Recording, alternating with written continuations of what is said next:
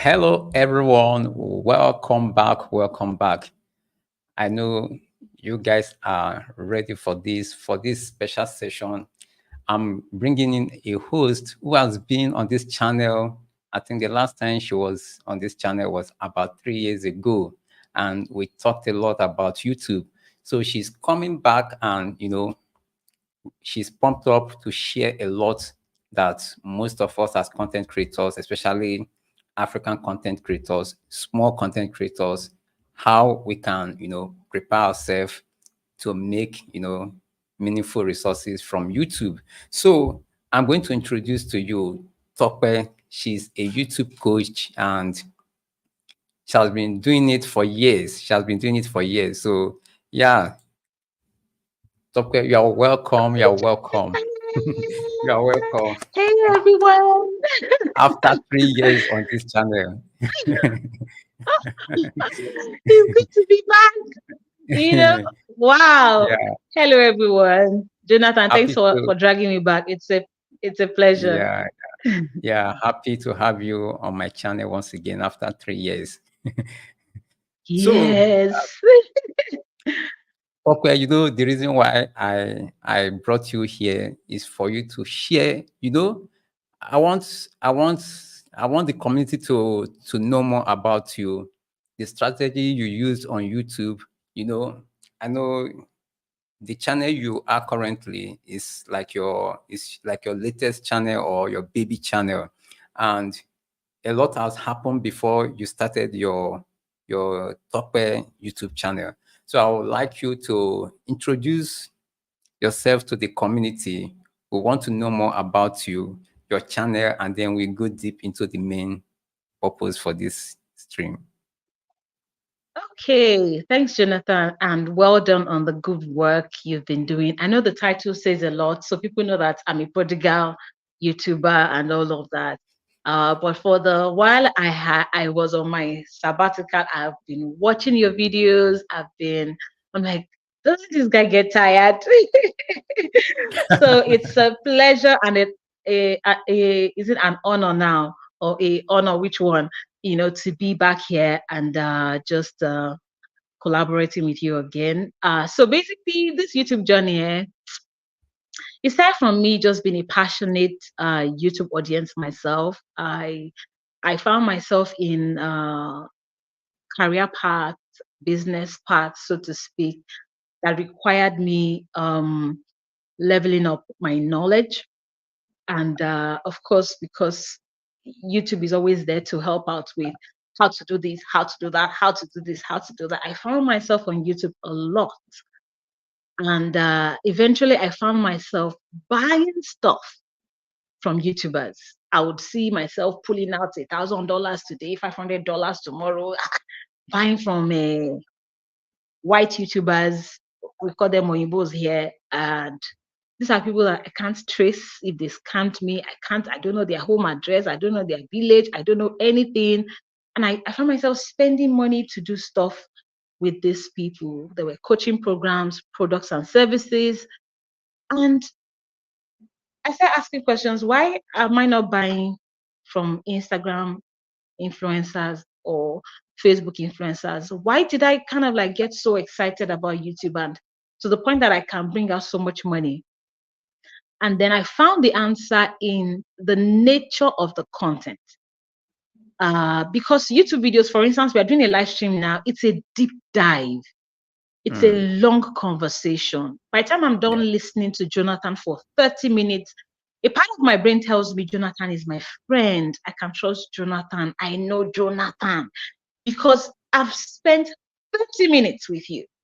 I've spent an hour with you, and God help me, I watch 6 or 7 videos like that. It feels like I'm living in your house, like I'm having lunch with you. So I realized that the nature of the content, the fact that it's video based, influenced me a lot,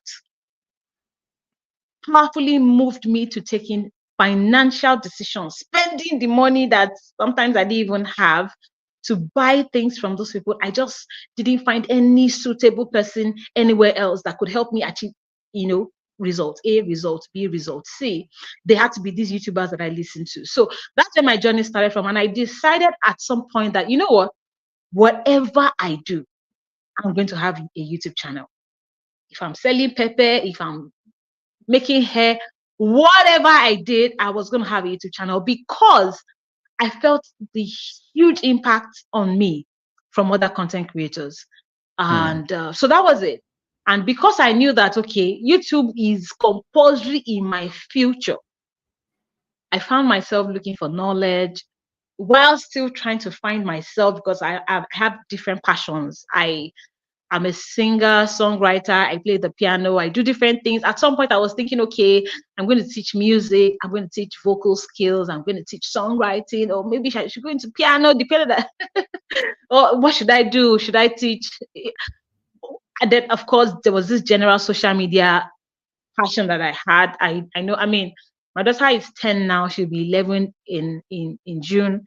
I know as far back as 8 years ago when she was in nursery school, the owner of her school would ask me, please help me manage our social media. So I can't remember what I was doing, but I knew people would always come to me and say, come manage my social media for me. I had some comics brands, some churches, ministries, pastors that would come to me at that time so now maybe 8 years ago, right? That would say, come and manage, and I'd be like, what did they see?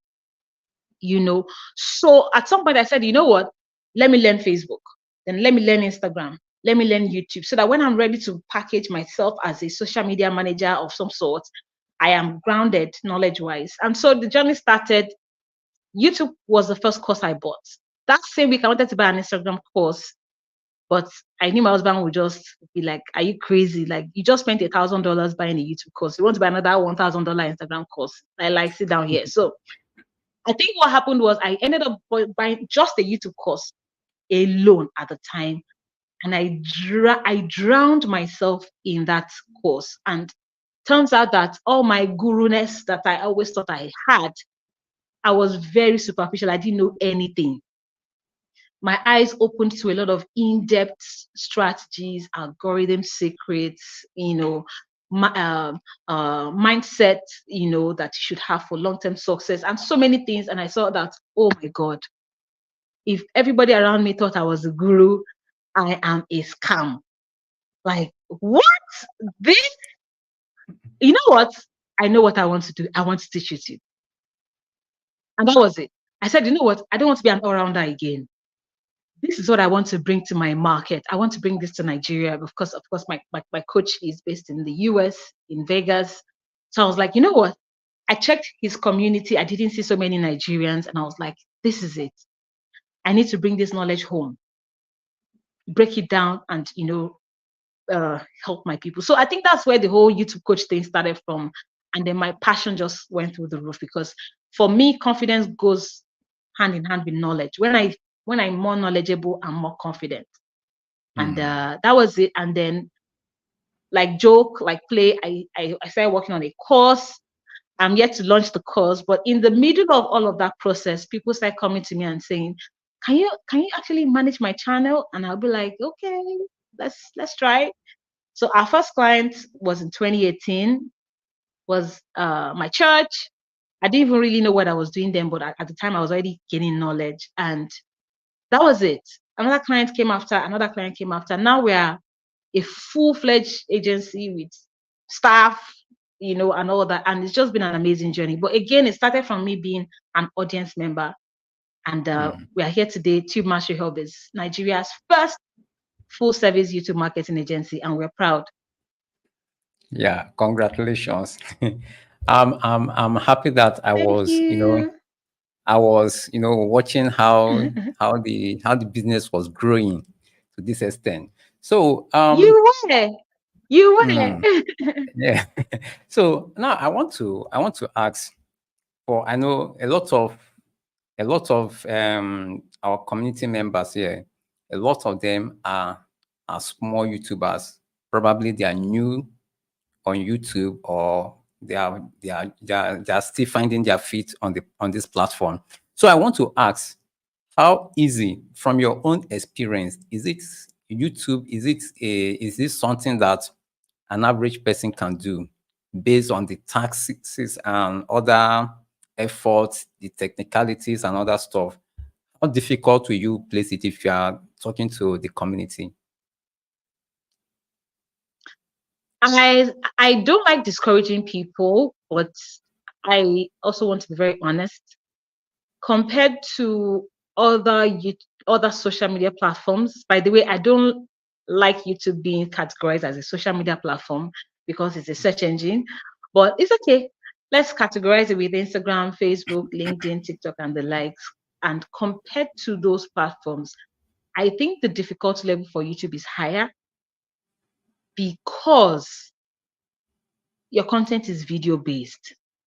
I could sit down now and just post a selfie with this chewing gum on Instagram and say, oh, having a nice time. I love this gum. What do you think about it? And I've made a post on Instagram for the day. But for YouTube, I have to produce a video. I have to think of what I want to say, sit down, actually say it. I have to edit. I have to, and then it's a lot more work. So for me, I said the difficulty level for YouTube is higher. However, let me put a caveat, because I was still watching a YouTube video with my husband last night, and Jonathan, I was so jealous of that content creator. You have no idea why. She just put her phone down with satin bonnet, no makeup, no packaging, nothing, and she's into celebrity gossip. You know the way this gossip content can be. You don't need to, you can't even be on your bed. We don't care. Give us the gist. Exactly. She was just talking rubbish. She was even speaking in vernacular. There was no makeup. She was in almost underwears. And she had 22,000 views in 2 weeks. And I was like, oh my God. Like, it's not fair.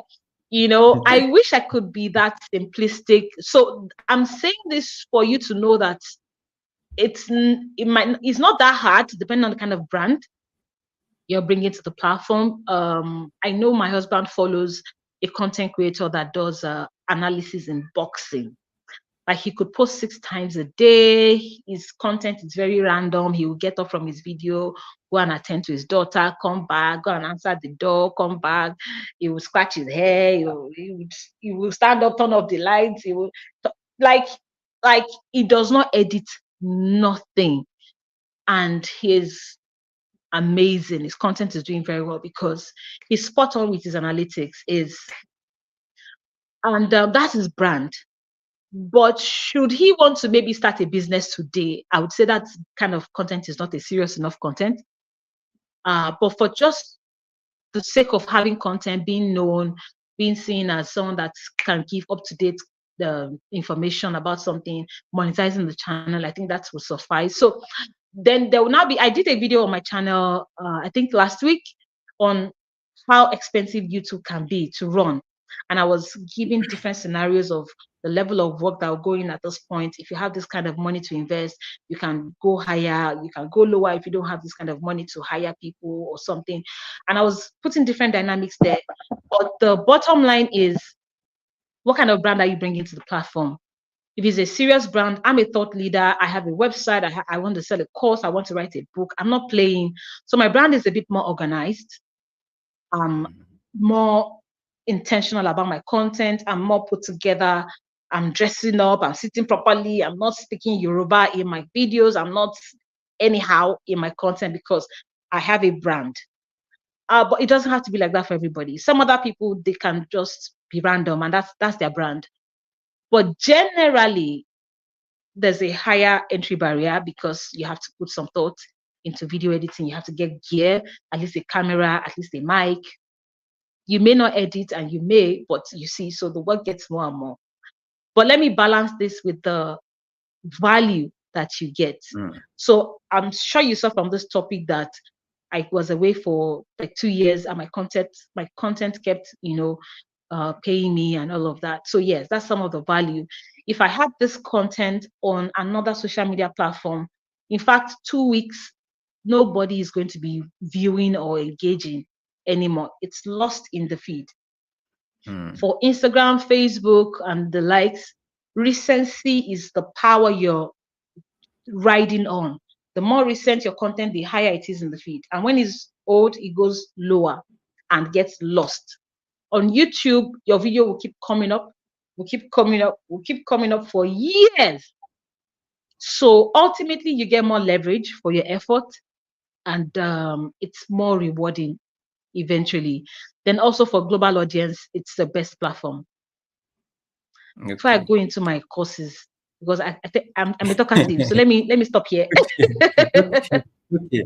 So now, you know, most of the content creators or people, you know, there are people that are on this platform for fun. There are some people that are here also for making money. There are some other people that are here to boost their brand and other stuff. Now, Yes. a good number of people in this community are like just the basic content creators. And will you suggest them to spend more on equipment? Like maybe somebody that just have a old Samsung phone or iPhone. Will you advise the person to invest getting a good camera or a good phone, a good mic? So among all these gadgets, which one do you think they should go for first with a limited budget?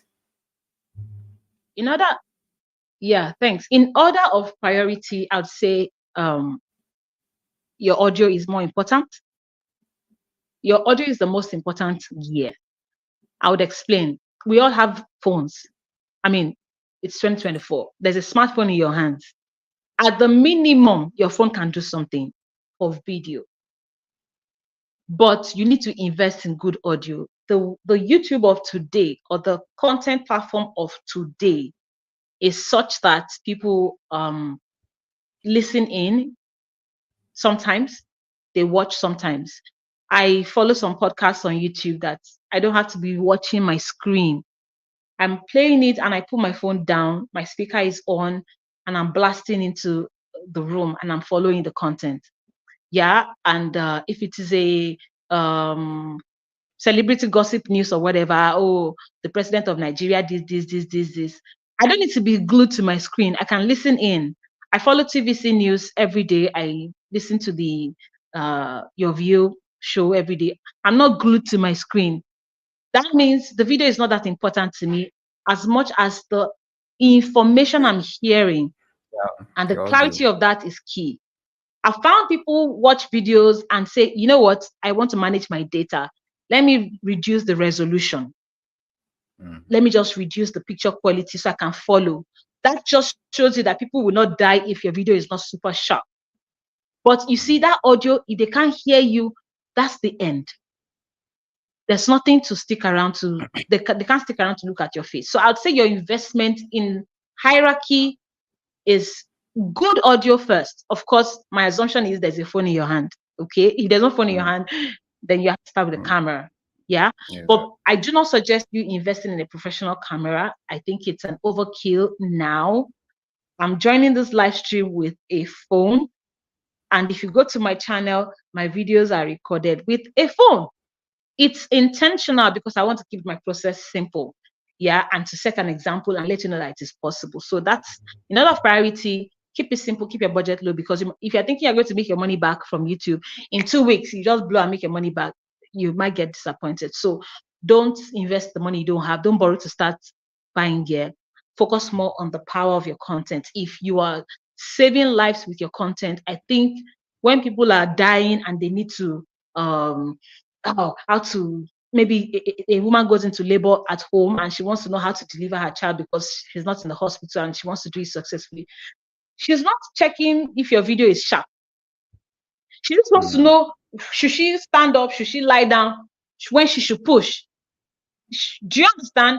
She does not need your video to be sharp. She needs to hear you clearly so that she can follow you.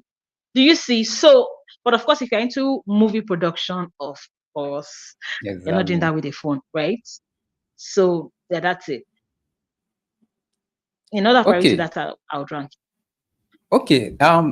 For example, you talked about this audio, and you know everybody wants money. We want to know how can we make this money? How can we make this money? Like from your experience, you started your channel. I think, is it about, let me say about 3 or 4 2020. years ago? 2020. Okay, that's about 4 years ago. 2020. Yes, 2020 August. And then you went off. You went off after 2 years. So tell us, In there's 18 some months. stories I that went off in 18 months. 18 months. You are counting it by days. I You went can off say in how many 18 hours? months. Yes, I went off in 18 months and I was away for 2 years. So I've been active on the channel for less than half. Okay, you did your channel for 18 months and left for 2 years. Yes, and I took a break. Okay, now, yes. Most times when, as a content creators, most of us, when we see other content creators, we don't know what is happening behind the scene. So we want to know what really happened. Why did you stop YouTube? As a YouTube coach, you stopped YouTube for good 2 years. Like, so we need to know what so actually criminal. happened. So we want to know really what happened. I want you to share your real life story with, people here are content creators, so they can know that these things do happen. I know there was a time I was off my channel for 2 months, but compared to 2 years, you need to gist us. Yes. So number one, it was never planned to be away for 2 years. It was never the plan. I just wanted to take like a month break, kind of, and then whatever happened, it ended up becoming 2 years. So how did this start? What happened? I was a solo creator. Means I was shooting my videos by myself. I was editing my videos by myself. I was optimizing my content myself. I was doing all my graphics myself. I was, the whole work. Yeah. And if you look at my channel, you know that my editing is not basic. My editing is, things are moving. So I could edit one YouTube video for up to 10 hours. And the length of the video is just 7 minutes. The final length is just 7 minutes. And I can spend 10 hours fighting with my Adobe Premiere to edit. So I was doing all of that. And then I took a job. It was a mouth-watering job. Mouth-watering job. I took a job. So I resigned from 9 to 5, 2017, doing my thing for 5 years. Then suddenly I had to get back into 9 to 5. And it was a high level, it was a high managerial role. The pay was good, but the workflow was very tedious. I didn't find the mental space to balance my content creation with my job. I couldn't balance it. So in my mind, I was like, you know what? Let me get into this job and prove myself. Let me just take 1 month off, focus on the job, understand the people I'm working with, adjust with, my clients and everything, and I'll be back. Yeah.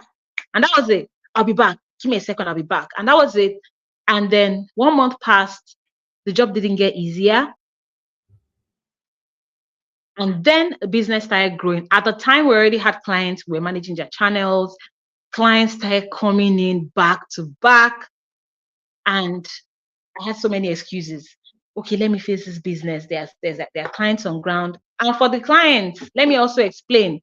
I was the solo entrepreneur. So I was to manage my own clients, then manage other people's clients, do their optimization, do their graphics, do their community management, do everything that I was doing on my channel, and then still hold a job, and then be a mom of 2 kids, and then be a wife. No nannies, no chefs, nothing. It was just a bit too much, and I got stuck. I got stuck in that break mode, trying to figure out what to do. And at some point, I started telling myself, you know what? I don't need to have my channel out there to prove that I'm a YouTube expert. I can show people my clients. So that was the lie I told myself. Not a full lie, but so for instance, you have 𝗕𝗲𝗁𝗏 𝗫𝗂𝗂, the guru of photography. Yeah. If Kelechi is going to take one passport like this, I hear he charges in millions. And if you see his gallery, his personal pictures are not there. Like, he can show you the photo shoot he's done for the past president of the US and show you another photo shoot he did for his son or whatever. And then that will suffice to prove that he's a good photographer. So at some point I said, you know what, I have clients that are doing fantastic. And if somebody wanted to see, oh, are you sure you're a YouTube expert? They only need to enter our website. They will see our portfolio, our case studies. They'll see the results we are getting for clients. And that should suffice to convince them that I'm a YouTube expert. So at some point, I started working with that mindset. So that mindset made me relax. That, you know what, I don't have to be on YouTube personally to prove that I'm good. If I can show you, imagine if Mr. Beast was my client. Do I need to be speaking English to show that I'm good? Do you understand? So I just, okay, if I can show people that this person and this person and this company are clients, and you can see them doing fantastic on YouTube, that should be believable enough. So I think that made the decision a little semi-permanent for a longer time. And that was where I got to relax, you know. But eventually I started seeing that I couldn't show all my expertise on our clients' channels. I couldn't manifest everything I knew on our clients' channel. There were things I needed to teach. I still needed to talk to people. So I started coming back mentally again. And that took me another 6 months to start getting myself back into content mode. You know what, Tope, you can't go away from content. It's somehow. And then Jonathan started blackmailing me after some time. Tope, I'm going to mention your name on Instagram that you're a YouTube expert that is not on YouTube, you know. So at some point I started telling myself, you know what, Tope, you really need to be on YouTube. No matter how successful your clients are, you still need to be on YouTube. And then I started working on it again. And then, long story short, we are here after 2 years. Yeah, congratulations. So I'm active now. Okay, my channel is active now. Yes. I think you've uploaded I think more than five videos, right? I'm uploading about 5 videos. Okay, so you know, this experience, you know, talking about content creating, a lot happens. You know, as a content creator. We face many challenges. You know, most people just see what we post on social media or on YouTube, but they don't know the process. Just imagine, you said to make a 7-minute video, it took you several hours, up to 10 hours or so, to make just a 7-minute video. So, and I can relate, because I know watching your kind of videos, I know it's something that it's not something you do on the phone or something like that. So now, with all this consideration, is it worth it? Is it worth making content on YouTube? Because some people, in short, they're about to give up on their content creation on YouTube. They are almost about to give up. Probably they are not getting the views. They are not getting enough subscribers. And you know, with all the work, their effort they are putting, and some of them, they are not yet monetized.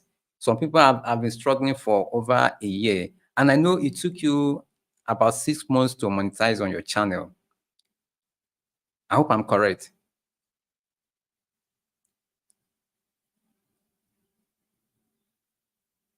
Can you hear me? Hello? So you're breaking. I'm struggling to piece your question together. Okay. You're breaking. I'm struggling to piece your question together. Okay. Can you hear me? Can you hear me clearly now? Okay, I think your video looks. Yes, I can hear you clearly now. Okay, so now I want to ask. I can hear you clearly now, and I can see you too. Okay, so I want to ask, with all your efforts we put into content creating, especially on YouTube, is it worth it? Because like some content creators, they have been on this platform for more than a year or so. They're still getting very low views. They're still getting, their subscriber count is not performing very well. So they are at the verge of giving up. What can you say? What will you give an advice, or will you make a suggestion or a recommendation to them? How can they figure it out? Is YouTube worth creating content on?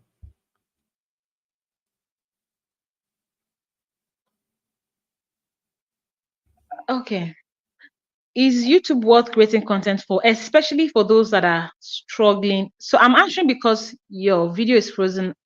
So I figure you're done with the question.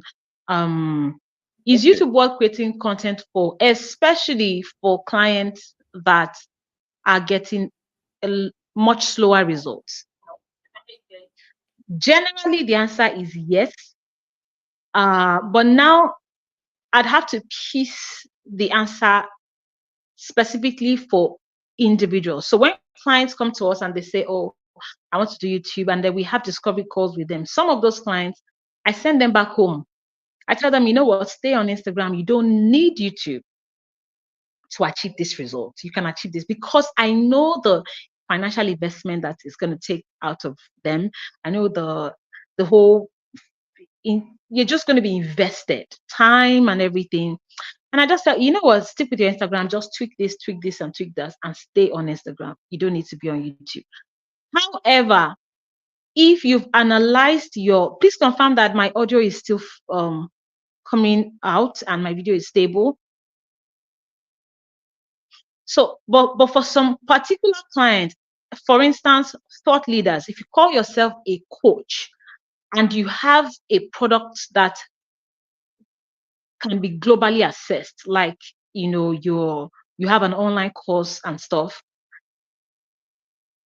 I think you should be on YouTube because YouTube is going to position you for global impact. It's going to attract international students. It's going to reinforce your thought leadership in your industry. So, especially because the entry barrier is slightly higher than other social media platforms, you find that there's a so this thing is very funny.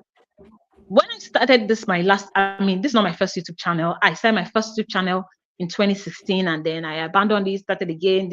Then 2020, this one, yeah. And when I launched this channel and my channel trailer went up and I was sharing and everything, you see people saying, congratulations on your YouTube channel. God do this. And I'm like, did people pray for me when I started Instagram? Did people say congratulations when I started Facebook? What is the whole congratulations on YouTube? You know, but I could understand because not many people take that step. So the fact that in your industry you are on YouTube automatically positions you differently. It makes you look like you take your business a little more seriously. You're more invested in, you know, sharing knowledge, you know, and all of that. It just makes you different. But that's still not enough reasons to invest in YouTube. You now want to look at your content strategy or your marketing strategy. So for me, I started putting content very seriously when I knew that I was going to launch a course. I'm like, you know what? Why should people buy my course if they're not hearing from me frequently? Why should people believe that my course will change their lives if they don't even see free content that can give them sample of the depth of my knowledge, my the values I hold, you know, and just my vibe generally. There's some people that they want to vibe with you to know that your course is going to help them. Yeah. And for me, that platform is YouTube, especially again, because I know that content will keep working for me. So when I was away, I gained close to 400,000 views on a YouTube channel that I was not posting anything. Close to 400,000 fresh views in that space of 2 years. There is no way in this life I can get that kind of content engagement on any other social media platform. I'm away. I don't exist. Yeah. So because I also know the power of the long-term outcome, I'm able to stay invested. So how I see YouTube is it doesn't pay immediately. Don't bank on it. If you get quicker rewards, you're in luck. But what is more common is you're going to build for a while. Yeah, you're going to be grinding for a while. You're going to be there. Then something will happen. You will make your first high ticket sales. Then something will happen. You will get monetized. Then something will happen. A brand deal will come. Something will happen. A governor will call you. But those people will not reach out to you if you are not there. If you're not there, yes. So I'd like you to see it like you are investing. Yes, if you're not there, they're not going to reach out to you. Who are you? They don't know you. So see it like you are investing in your brand. You are making yourself larger than life so that the people you are looking for. So recently we've started talking to multinationals to manage their podcasts and all of that. That's in 𝗕𝗵𝟐 Hub now. That's our agency.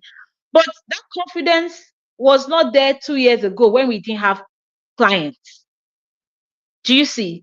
But now we have track records. We have a client that hit 5 million views last week or 2 weeks ago. I can brag about something. Do you see? So because the corporate clients will ask you for your track record. They want to see that you are serious, so they will check you out. And then when you now say that, oh my God, this person has been showing up all along, they can invite you to a TEDx talk. They can invite you to speak at a women's conference.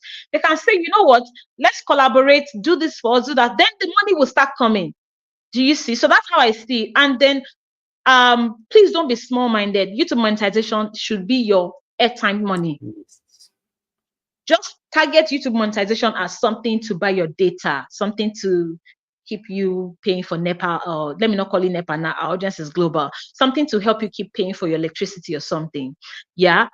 Do not sit on YouTube and think YouTube AdSense is the only way to make it. Do you understand? Because anything can happen to that. I have a student of mine when I used to do workshops then that had just 300 subscribers on her channel. To today, she's not monetized. But she keeps selling high-ticket courses from that tiny YouTube channel. With 300 subscribers on her channel, she sold $1,000 products. So that is how I like you to process your channel. See that like a marketing tool. And with that, you would see why it is worth investing into. You will see why you should get an editor. You will see why you should show up. Okay. So what you mean in essence is that uploading videos on YouTube is like an investment, right? Absolutely, absolutely, absolutely. So I recently checked my old videos. I have some videos now that have 39,000 views, not my highest views, just like 11,000, 12,000. You will find that those views were over a period of time. And they were giving 3 you views per week, 2 views per week. And then, exactly. Do you understand? So that is the picture. Long term, everything will pay off. So we have some clients, yes, we do have disgruntled clients even in our agency that would see that, oh, we're working with 𝗕𝗵𝗥 Hub, they're YouTube experts, we're going to blow in the first month, and they get disappointed. In the first month, they're like, oh, why are we paying you guys? We can't see what we are paying you guys for. Maybe the only client that was excited to pay us was this animations brand in the UK that got monetized in 32 days. You know, that hit 5 million views last week under a year of launching, 5 million views. Maybe that's probably the only client that was happy that, let's renew the second month paying for these services. We always have to explain to the other clients that, look, what you're paying us for now is the value you're going to enjoy for 8 years. The video we optimized today. So I have a video of mine that 8 months on my channel, it was just there. So just there for 8 months. And after 8 months, it just picked up on Google search.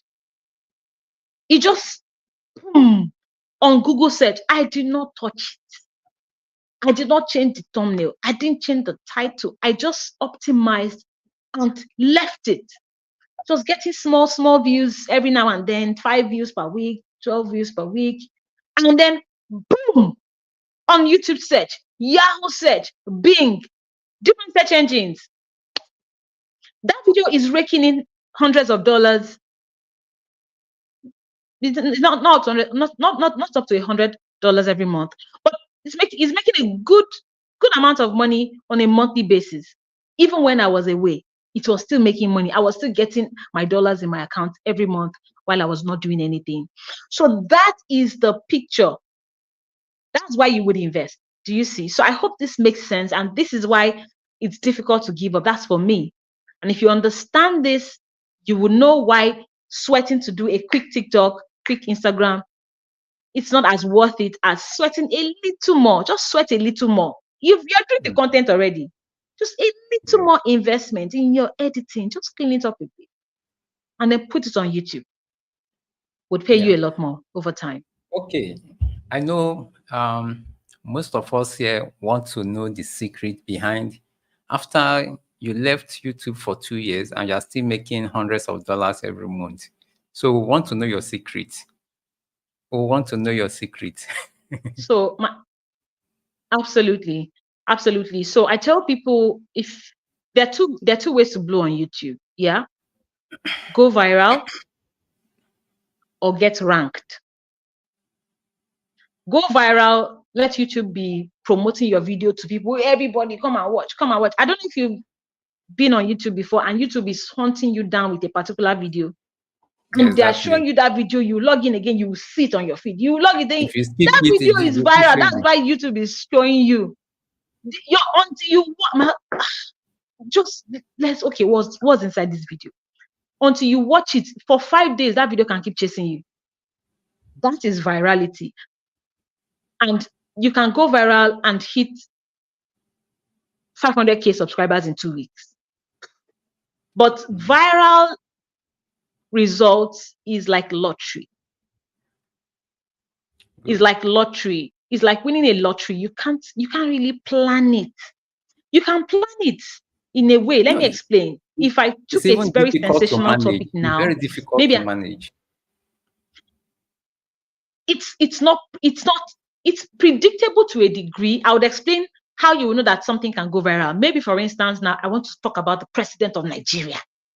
Yeah, the president of Nigeria snatched the wife of the governor of Akwa Ibom State. Maybe that can make a headline. That can go viral because the president did what? Do you see? But I'm an educational brand. I'm teaching algorithm secrets and all of that. My chances of going viral is less because I'm more conservative. I'm teaching. I'm not chasing the blogs. Do you understand? I'm not gossiping about a pastor that slept with a church member that can, blow my channel up. My content is conservative. My chances of going viral is slimmer. That brings me to the next highest traffic source. By the way, 70% of views on YouTube is viral suggested traffic. YouTube just boom, exposing you. But under the remaining 30%, 70% of that remaining 30% is search traffic. That is predictable because I can target search terms. I can target frequently asked questions. I can target common problems in my industry and say, I want to address this. I want to address this. I want to address this. And when people search, maybe they will find my video and click. Now, my channel is at almost 8,000 subscribers, not a lot, but we are almost at 700,000 views, and I don't have any viral video. I don't. You see that 700,000 views, 60% of it is from the search. And search is the only way to get consistent engagement.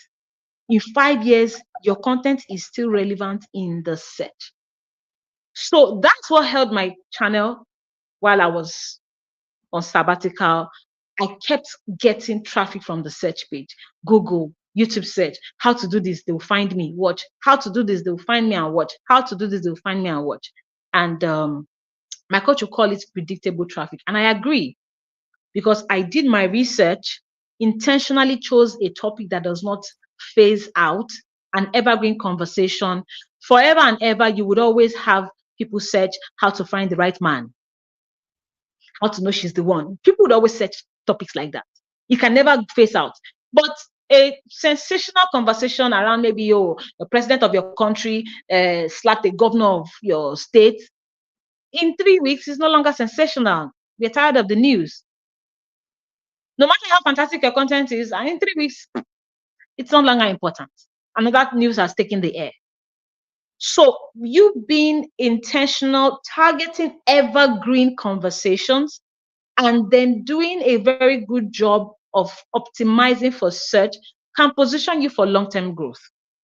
So that has been my strategy, especially because again, I am building thought leadership. I want to be present on the search all the time. I want to answer pertinent questions in the industry. So yes, it's important for me to be found. When you're searching for YouTube problems, it's important for you to find me. So I still am very particular about SEO. And that is what helped my channel keep growing while I took that break. But if it was viral views, I would have had a big 500,000 views in 2 days. Boom. And next week it will drop to maybe 30 views per week. Do you see? So that's how that's how it works. So yes, that consistent growth was from search results. Yeah, I think I can relate with that. You know, there's this major difference between searchable content or optimized videos and viral videos. Like on my channel, let me just one of the benefits. Although there's a video I will do in the future, on my channel, just like about I think 60 or 70% of the source of my traffic is search.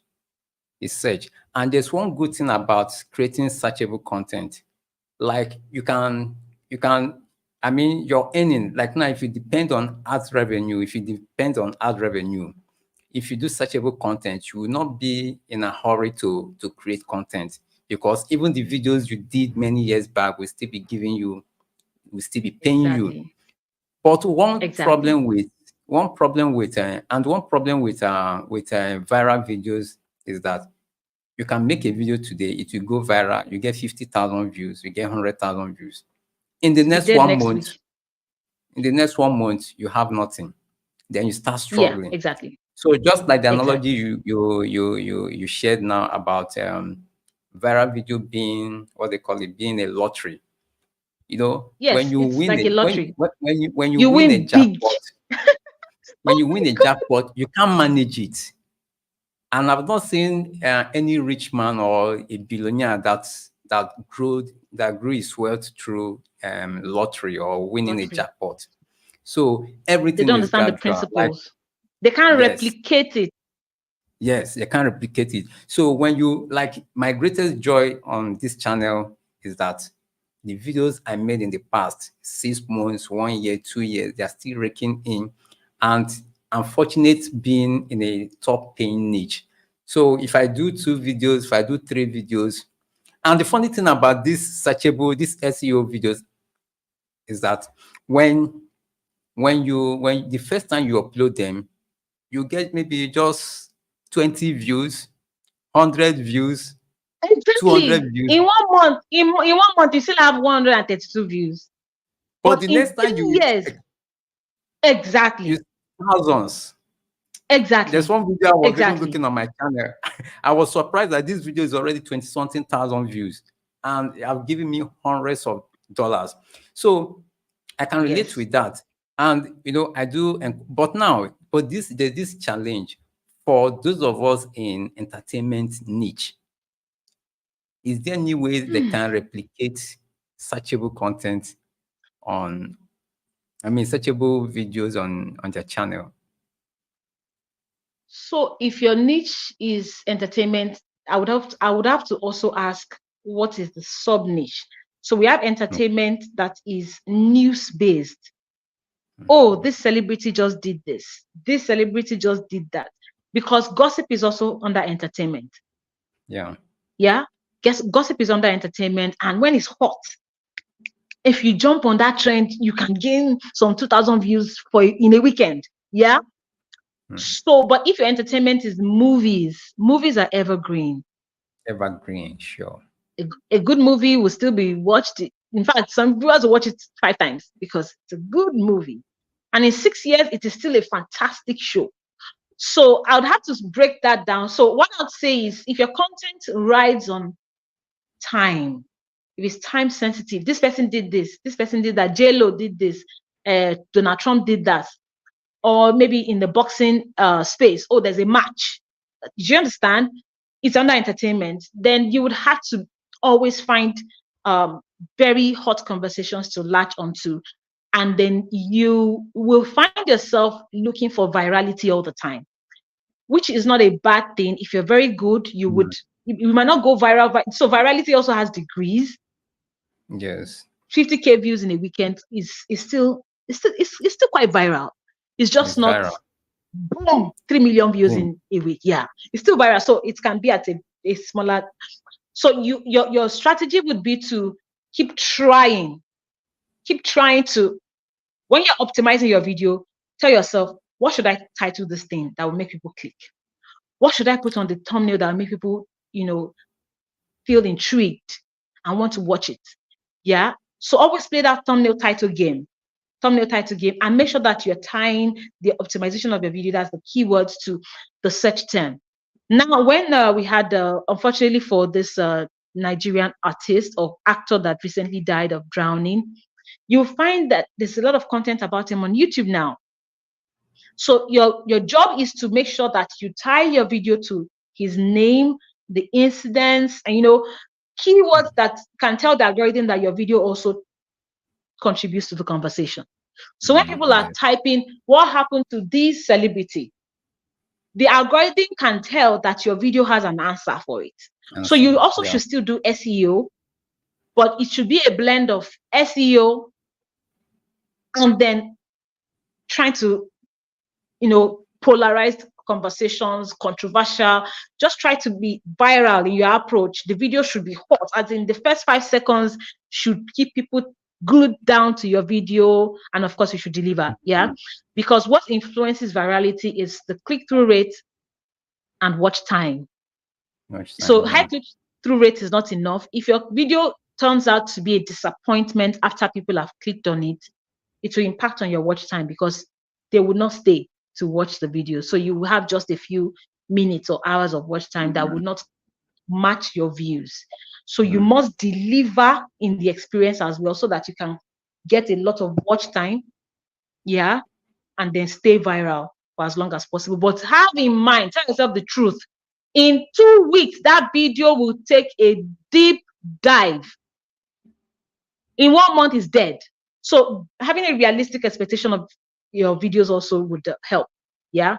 But as much as you can ride on the trend, keep some search engine optimization going there, because that's how the system can marry your video with search, because people will type the name of the person for that season that is trending. They'll type his name, they'll type exactly. So if you can, they can find you, that would be good.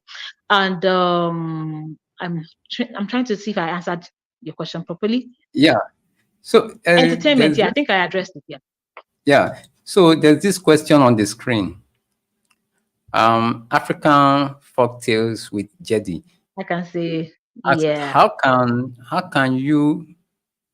come you were away for 2 years and you weren't demonetized? Because I watched a video of a lady that was demonetized for not posting for 2 months. No, I think 6 months. So it should be 6 months.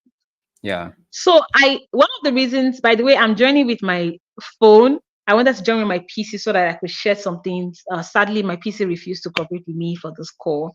I would have shown you. I was also trying to look for the policy so that I can put it on the screen. But I know that I did some research. I was worried also. I knew that people cannot be monetized forever, because, for instance, if somebody dies, YouTube will keep sending money into the person's account and nobody will withdraw it. It's a waste of payment. Do you see? So it's a way for YouTube to know that you're still there, to check, to earn the money that you deserve, to cash out your money. Is the reason why that demonetization policy is there, in terms of consistent posting. A lot of people get demonetized for community guidelines violations. YouTube has a whole university of policies, and if you just violate one small policy, you get penalized. So if somebody got demonetized for 2 months, I can promise you it's something else. It's not that the person did not post, because I I posted nothing on my channel for 6 months. When it was getting close to 6 months, I was like, Tope, you still are not ready to do another video. You are still not ready to do a video. You are still not ready to do a video. You know what? Just can put something there. So I just did a selfie or whatever. I think I took a post on my Instagram and I just dropped it in my community tab. Hi guys, who misses me or something like that. And I just left it. And I saw that 6 months passed and my paycheck did not stop. And every time I would wake up to see, has it stopped? And it has not stopped. And so I developed that culture of every now and then I'll drop a picture in my community tab. Oh, something is cooking. Guess what? Our website is up. We're now offering this service, you know, this. And then on my birthday, I'll post happy birthday to me, happy Women's Day. You know, I'll just show up occasionally to drop some pictures and caption to let the algorithm know that I'm still alive so that they can keep sending my paycheck. So I've experienced it firsthand, and I know that it's a lie that you get me demonetized for 2 months or 4 months of not. No, there's something else for sure. What I know and what Jonathan has also said is 6 months of inactivity without offending the system can make the money stop flowing in, because YouTube wants to confirm that you're still alive to cash out that money, right? So that's it. Okay, so someone said my sub niche is storytelling. Okay, that's under entertainment. Storytelling, yeah. You know, this entertainment. So this African folktales. you know, funny enough, like, I follow those videos. Yeah, I watch some of them. Like the in now with the AI. Yeah, graphics. I agree. I watch some folktales. I don't know if this particular channel, if I follow this channel, but I know I follow 2 different channels. I'm not subscribed, but I'll just see them and watch occasionally, and they're based on Nigerian stories and all that. So if you're on folktales, so what drew me into those kinds of content, I think, was like the SEO. Is there any way they can optimize funny enough? So I didn't search. I'm trying to be honest. I'm trying to be honest how it drew me in. I'm not sure I'm a perfect example. I think I got to find out from my kids. My husband was looking for something that they can watch, and he wanted something that was safe for them to consume. So I think he found it and was like, well, the children can be watching this. So I didn't find it from search, but I found myself going back to watch them. But now for folktales, I would say you should try to target suggested traffic. People are not particularly going to search out your story. So for instance, your folktale is 𝗪𝗪𝗥𝗪𝗪 the wicked stepmother. Who's going to be looking for 𝗪𝗪𝗥𝗪𝗪 the wicked stepmother in the search? Nobody. But can they look for storytelling, storytelling for children or something? Maybe folklore stories for children. They can probably search that.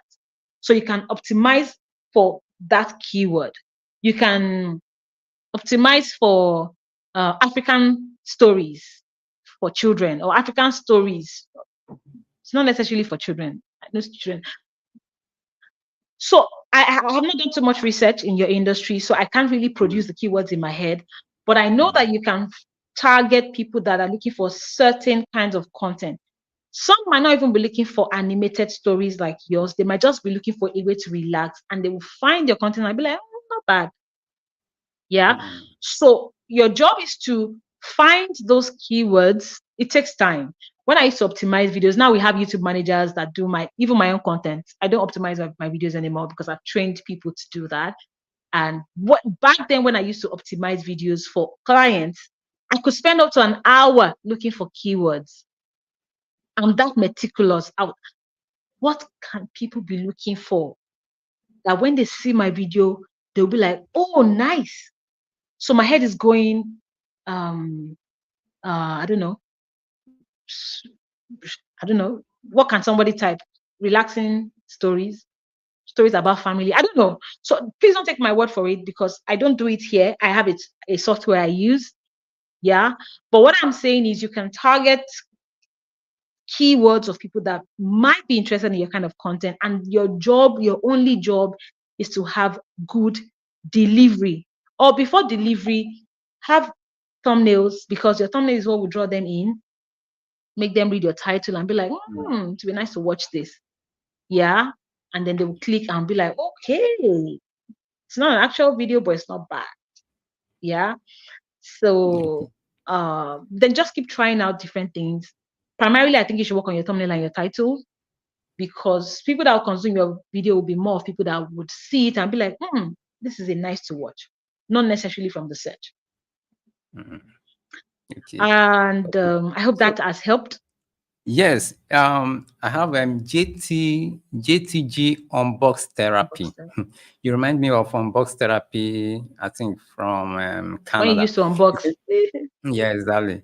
My niche is on phone repairs. Can such content be searchable? Exactly. Absolutely. You know, phone repairs. Absolutely.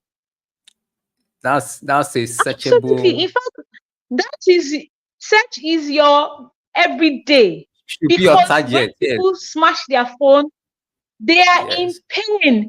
They're like, oh my God. There was a time my Samsung S9 just had a green screen for no reason, just green screen. I went on YouTube, how to fix my Samsung S9 green screen. I saw so many videos. I followed some of the steps and I fixed it. So in fact, SEO is your go-to, because if I don't have problems with my phone, I don't need you in my viral feed. I don't need you on the home feed for what now? Why should I just want to watch a phone repair video? How? Although there can be a twist to this, I have seen some channels that have turned this into entertainment. So they fix phones that have been written off. I find it therapeutic to watch content like that, where people are reviving rusted frying pan or rusted sewing machines, or a Rolls Royce that has been abandoned. They will tear it apart, fix it, and it's become brand new. So some people have taken their content beyond the tutorial thing into relaxation content. When I'm bored, I watch videos of car washing, carpet washing, pimple popping. My husband is always saying, the more pimple popping videos you watch, the more pimples are going to come out on your face. And I'm like, it's a lie. I don't stop watching it. I've watched videos of people just, there's no voiceover, nothing. I'm just hearing machines and I'm watching them wash a car. It's just relaxing. It's therapeutic. It's in the ASMR category. And I've seen channels that do same with phone repairs. Like the phone is hammered, pieces, there's sand inside. Maybe it was flooded. Maybe it was picked up from a flooded house. And they ship it to this, I don't know the name of this channel, they ship it to his channel, and he's showing the entire process of cleaning this one with a brush, of removing all the hardware of the phone, cleaning it up, replacing some microchips and everything, and the phone is new again. Although he doesn't teach you what to do, he doesn't do any voiceover. He does voiceovers, like maybe just saying, oh, I'm going to change the screen, but doesn't tell you what screen material he's using. He doesn't tell you what he's using for the He doesn't show it in a way that you can go and do it, but you can enjoy the transformation. So that's an entertainment space of the same industry. Entertainment. You can say, no, I want to teach, I want to help people. Yes. So his videos will get more views because he's appealing to someone like me that doesn't have phone problems, but I just want to unwind. But for you that is addressing the actual pain, your audience will be smaller because less people will have that actual problem. But the good thing is that when people now do have that particular problem, your CTR is high. My average CTR on my channel for almost 700,000 views is about 10%.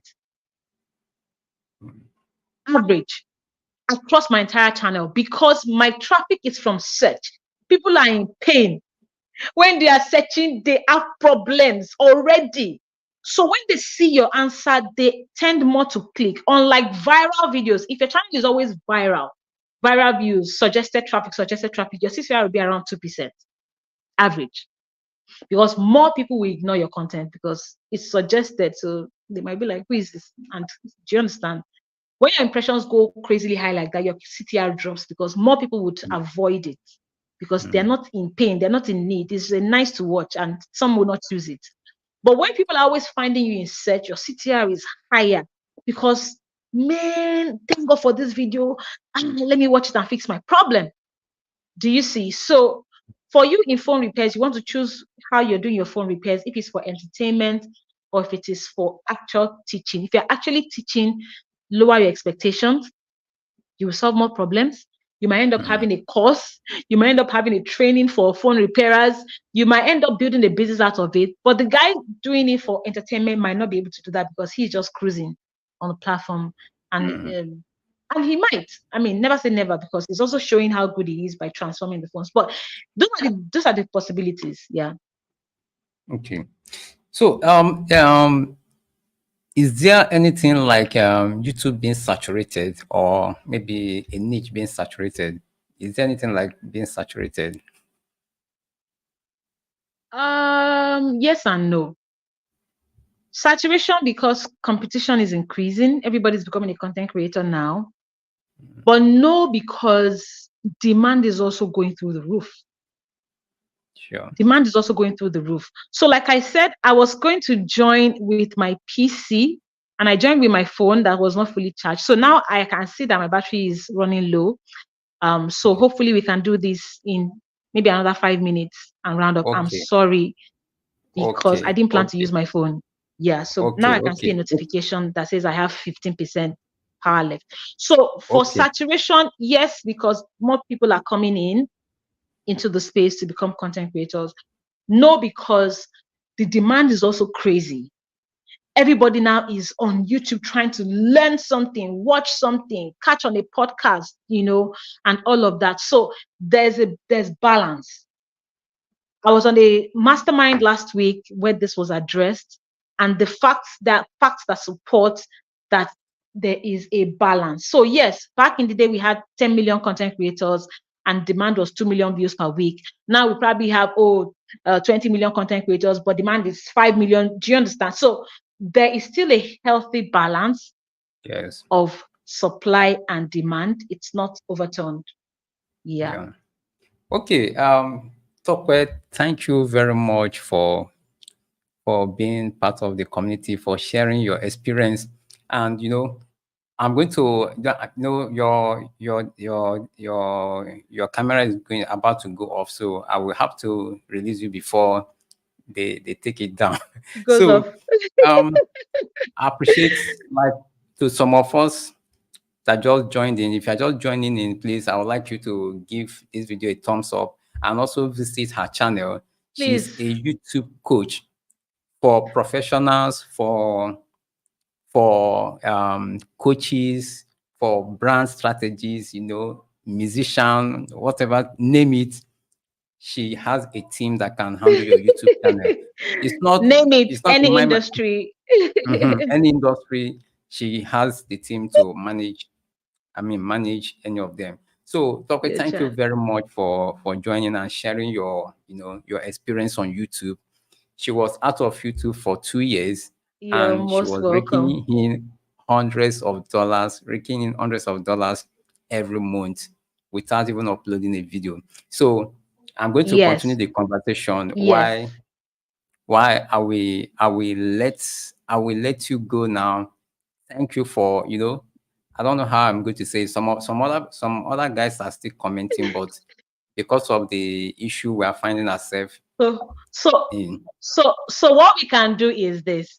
Since I've already put out a disclaimer, we can stay on this live stream, but as soon as it goes off, just know that my battery is flat. So if I can still answer 2 questions, 3 questions, I don't know how much time I have left, but I do have a little more time. So maybe what we can do is just burn out my battery, right? And then when I disappear, you can let's do it that way. Let's do it that way. Okay. So what about adding tags?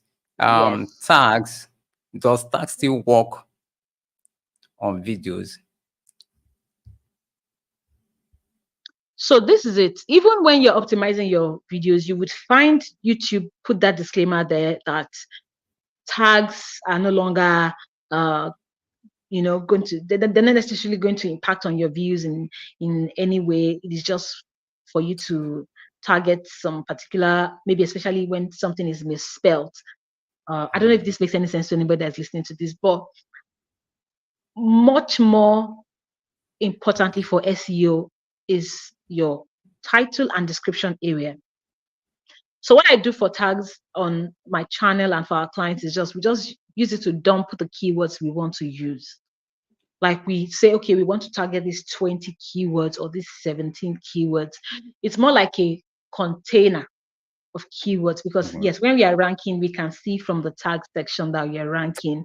So for me, it's just a bucket to dump the keywords that we want to work with and then track, whenever we're ranking, we can see that we're ranking for those keywords. Nice.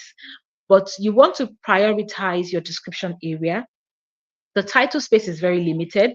100 characters at the maximum. How many keywords can you put there? So your biggest bet is to maximize working with your description area. And please don't do keyword stuffing. Don't stuff keywords into your description area. Just put them as bullet points or anything. No, the system frowns against it. I'm not sure what the penalty is, but there's something for keyword stuffing that the system does not really like. They want you to still, write naturally in the description area while making sure that you're addressing the keywords that you have selected. So I think the major work is finding the right keywords that have less competition, as high search as possible. But if you find that the highest search keywords also have high competition, so you want to find keywords that are maybe not necessarily very highly targeted, but less competitive. Yes, let me drop this in before I get kicked out of here. So it's not enough that you have good SEO. Okay, you have to find yourself in a space that the competition is not intense. So I found that the best videos on my channel were videos that the big guys were not addressing. Videos on settings, show your screen, press this, press this. The big guns in the industry, they would talk about strategy, subscribers, success mindset for 2025. They were going strategy, deep content, and I am passionate about those conversations. I'm an expert in that area as well. I mean, I've been doing this now for years, but those conversations are competitive. So what did I do? I used my YouTube management tool to find topics that are not competitive, topics that the big guys are, this is beneath me. And I picked those topics. And I'm number one for those topics because the big guys are too big to film those conversations. So it wasn't enough that I had SEO. I have very good SEOs for all my videos. I still have videos on my channel that have 200 views. Yeah, because the competition is like this.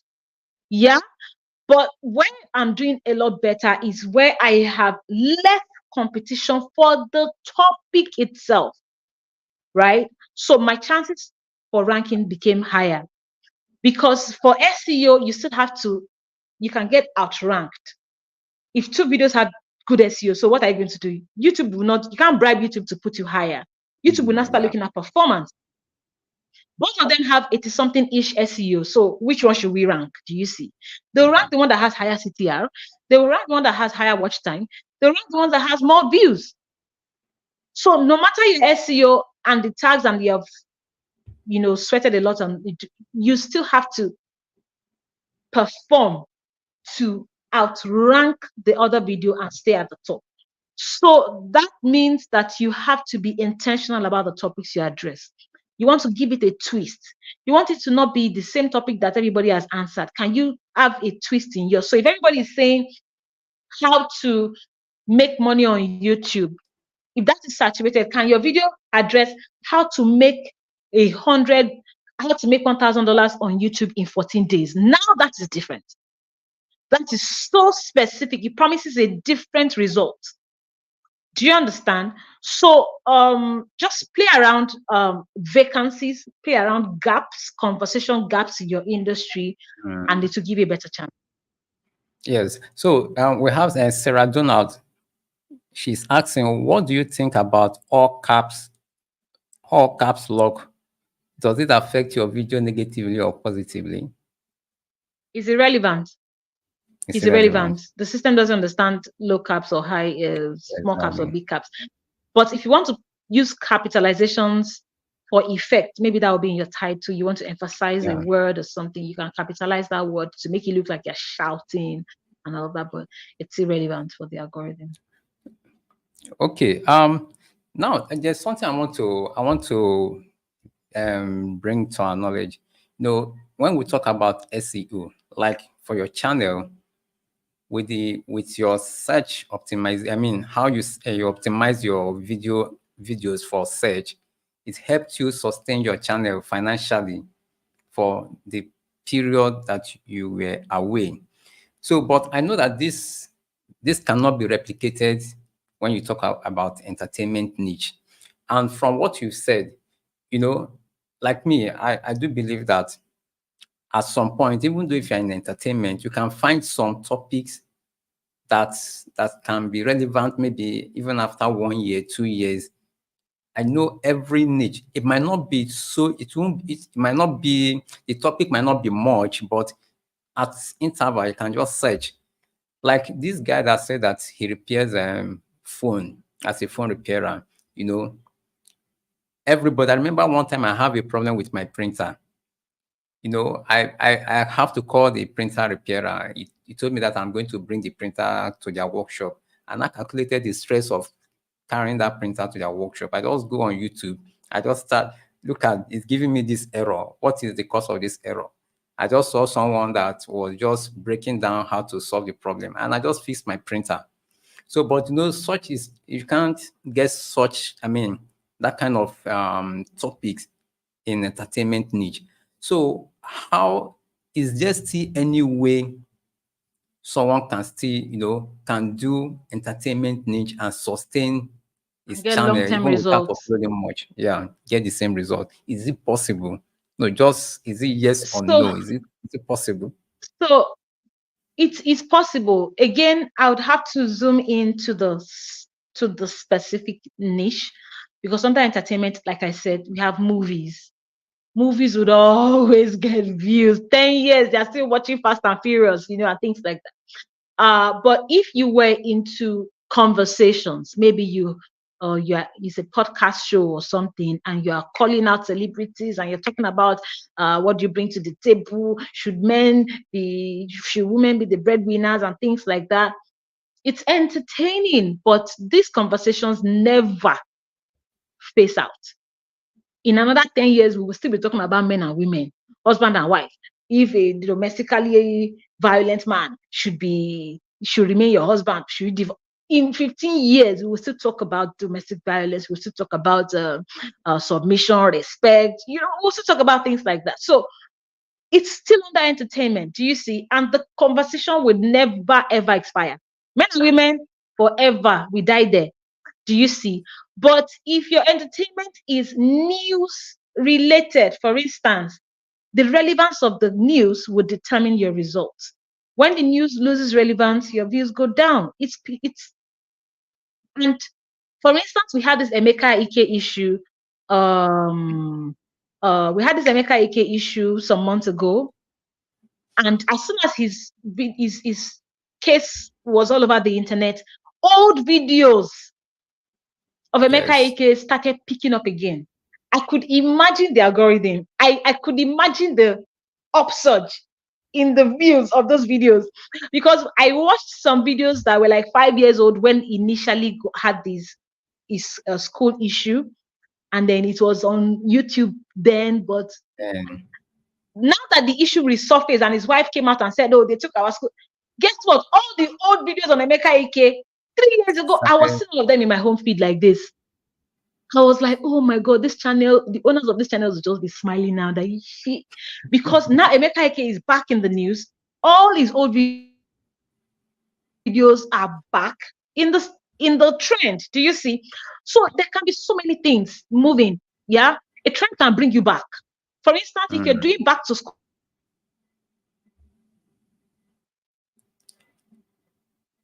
Yeah, I think your camera is off. Okay.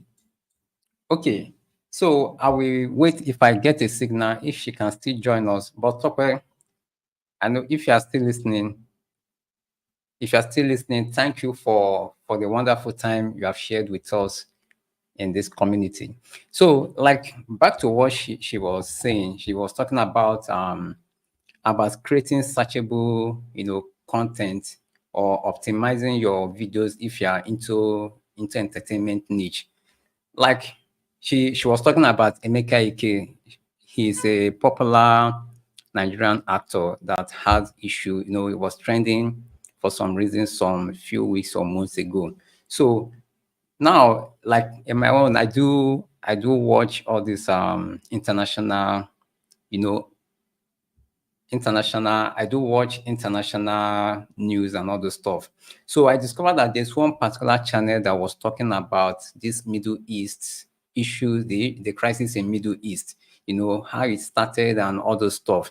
This video was done like about 5-6 years ago. But when this problem that is currently on came up, the videos on those channels started, running into millions of views just because this topic, the video they made many years ago, I mean, their topic are now trending. So it's a good thing. It's you can strategize for any kind of niche you find yourself. But, when you talk about gossip, gossip content, I don't see how you can fit into searchable content. However, when we talk about searchable content, we are not condemning trending content as well, because trending content, it makes your YouTube channel bubbling. You keep your audience busy every time, giving them the latest gist or the latest news. So notwithstanding, both, the two type of content, optimized SEO videos and trending videos, they have their purposes on YouTube. So like now, someone asked about, let me see the question, and storytelling. I think the person talked about storytelling. Can you optimize storytelling for search? Optimizing storytelling videos for search, it depends the kind of, this kind of stories, the kind of story you are telling, or the kind of videos you are making. Like for example, if you're into this folktales video, this folktale videos, especially African folktale videos, if you can make videos on ancient African stories, like ancient kingdoms, like Oba of Benin, Oba of Dahomey, the Oyo Empire, the Egypt Empire, all those, and the KwaZulu and all those South African, if you can make videos, make folklore videos about these ancient, stories, it will go a long way, because at any point that anything that trends about that topic comes up, your videos will eventually surface. So that's that. So thank you guys for joining. So let me go on the chat. Let me check the chat. You ask, what's our channel's name? Okay, check you in the description. I have the link to our channel, to our YouTube channel in the description, so you can check out our channel. If you love her content, definitely, if you're in this community, you must love her content. Go there and subscribe to our channel. She's a YouTube coach. Then if you want to take your YouTube channel to another, to a professional level, you can, you can request or seek for her service. So please, the best tool for keyword and SEO. Okay, the best tools, they have a lot of tools, but from my own experience, I will talk about the one I've used.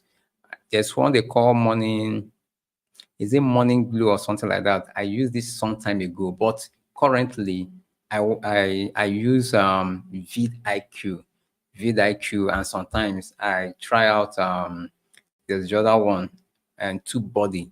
So these are the two common ones I use often, But one thing about these tools is that they are good for SEO, for SEO, for creating a good SEO. But the problem there is that, imagine if I make a video on how to build a microphone another person make a video on how to build a microphone. If we're using the same tools for our SEO, definitely the tool will give us the same result. So you need to, even after getting the, after generating the SEO, or you did whatever you want to do with the tool, you need to also do some little tweaking so that it will be different from others, because the tool will still give you the same result it's giving others. And you can imagine having thousands of content creators using the same tool. So let me take, say, I write description with AI lately. Is that okay? Also, I'm trying to transition my channel focus from being externally niched to Upwork freelancing to a broader similar scope and other things.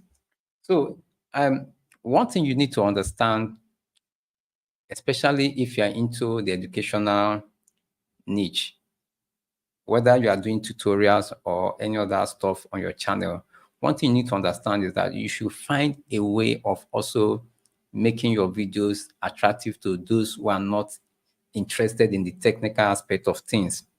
You know, sometimes you can introduce storytelling in your videos. Probably it's not every time you start showing people how to fix this, how to sew this. You can maybe, like, if you're into the sewing niche, if you make dresses, you can one day you make a video and share an experience you had with a customer, maybe a customer that came to your shop and things didn't work out well. You know, once in a while you share your experience, introduce storytelling in on your channel. That will also attract some people to, they will attract more audience to your channel. So, but when you are too technical, that's why you see some tutorial channels or educational channels, they don't have broader audience. Well, that's okay. But at times, it's also good you relax your kind of content. You can introduce storytelling, let people know other things apart from the technical things that are related to your content.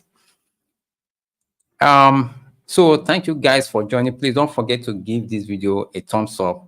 So let me pick this and comment. I also had a video about West Africa which picked up again during the coup in Niger Republic. Correct. You see, this what I meant. Like, when you are doing all those folklore, try revisit old stories about kingdoms, empires, kings, queens, great men. You can even make a story. You can even make a video about Martin Luther King, just so that anytime, even though if you don't get the kind of view you want at this particular moment, in the future, maybe during his birthday, you can see your video can trend. So that's a good strategy. Okay, is it right to add emoji while writing a title? Yes, and there's nothing wrong with that. It can also, it also adds emotion to your title, but don't overuse them. Don't overuse them. So guys, thank you very much. Thank you guys. I hope you learned one or two things. Tope has been, we've been, how will I put it? We've known together for almost 5 to 6 years, and we'll be talking behind the scene about YouTube and content, the content creator and creation environment. So she has been doing a lot on her channel. So you can check out her channel. I would have brought it up on the screen, but I think I will just drop her link. You can visit her and watch out what she's doing. She does a lot of tutorial on her channel, and also give some tips that will help you as a content creator on YouTube. So that will be that for this session. I appreciate you guys. Please don't forget to give this video a thumbs up. And let me just answer this let me just take this last one more question.